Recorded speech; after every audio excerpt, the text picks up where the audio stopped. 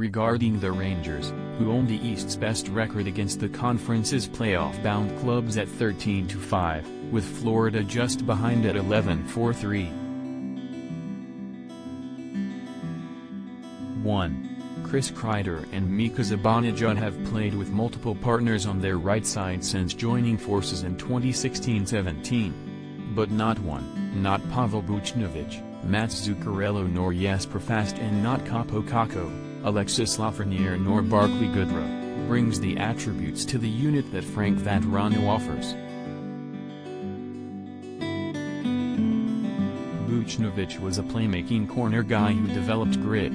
Fast did the dirty work, Kakko worked the walls and slowed it down, Zuccarello was the master of East-West creativity.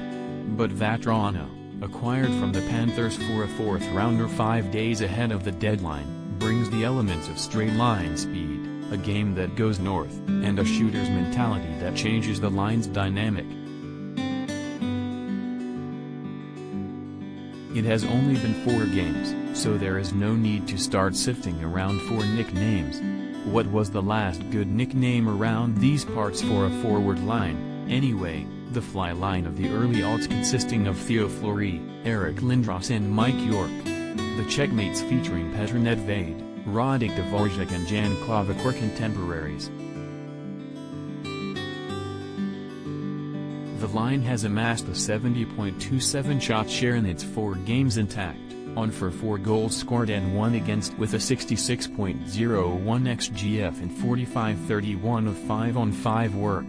Of course, this represents a small sample size, including 2 games against the Penguins and 1 each against the Sabres and Red Wings. And let's be honest, the 28-year-old is playing above his pay grade as a career middle-to-bottom sixer working up top. But you know what? Sometimes it works. Sometimes you find Bobby Sheehan, stick him between Patiki and Ron Duguay, and sit back and watch a magic ride through the playoffs. Friday at the Garden against the Islanders, who make it their collective lives' work to smother the Rangers' talent guys, should be instructive. Adding Vatrano, who has 5 goals and 1 assist in 8 games wearing the blue shirt, has brought additional pace and an alternative threat to the Kreider-Zibanejad union.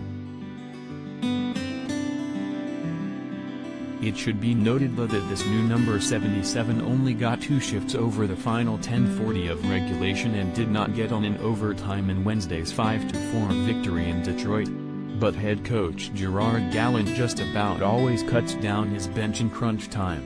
Dryden Hunt, Ryan Reeves and Greg McKegall also lost ice time over the final 10 to 13 minutes of the match. 2.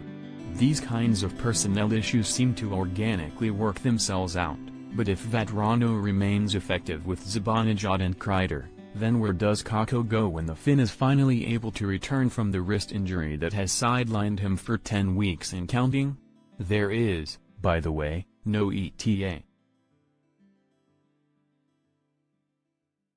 It is possible that Kakko, who filled out the Kreider-Zibanejad connection for 24 straight games before leaving the lineup following January 21, could be reinstated into that role if Gallant believes he is more reliable away from the puck and in the defensive zone. It will also be asking a lot of Kakko to ramp up so quickly. Andrew Copp is not going to be knocked out of the top 6. Kakko could theoretically skate on the right side of the third line with Lafreniere on the left and Philippe Hedel in the middle in a reprise of last year's kid line, but that would knock Goodrow to the fourth line. That would also knock Goodrow out of the third line face-off circle. 3. This has been a trend since the club returned from its extended All-Star break on February 15, but while going 14-6-1 in the 21 games since then, the Rangers have been awarded only 42 manpower advantages, getting 2 or fewer opportunities 16 times. We know that referees become more reluctant to call penalties at this time of year and in the playoffs, but the Rangers are going to have to give these officials more reason to call infractions. part of this represents the proficiency of a power play number 2 in the league at 27.1% behind Toronto's 29.3%, but the Rangers have spent the least amount of time in the league on the PP per game at 410 per natural stat trick, with the time decreasing to 310 per game since February 15. Meanwhile, the Rangers have been short-handed 14 more times than they've been on the power play since February 15 and are only +1 on specialty teams over the last 21 matches. Not the best way to go for a club that hasn't been able to flex 5-on-5. The penalty kill has been wobbling for a while, the Blueshirts having surrendered at least 1 PPGA in 9 of the last 10 games, allowing 10 PPGA in 28 times short over that span, 64.3%, to slide to 13th overall at 80.5%. This must be fixed. 4. The 8-team playoff division standings: 1. Rangers, 13-5, 2. Florida, 11-4-3, 3. Toronto, 8-5-1, 4.